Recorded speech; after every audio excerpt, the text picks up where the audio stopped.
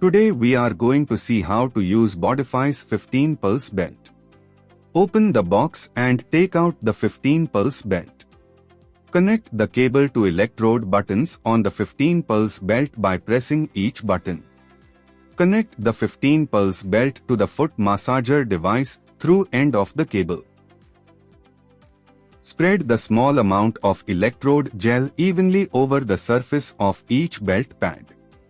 Place the belt around your tummy or lower back. Make sure that belt is touching to your skin. Now turn on the foot massager and select the program. Choose EMS program for tummy and TENS program for lower back. Press the body plus button to increase the stimulation intensity and body minus button to decrease the intensity.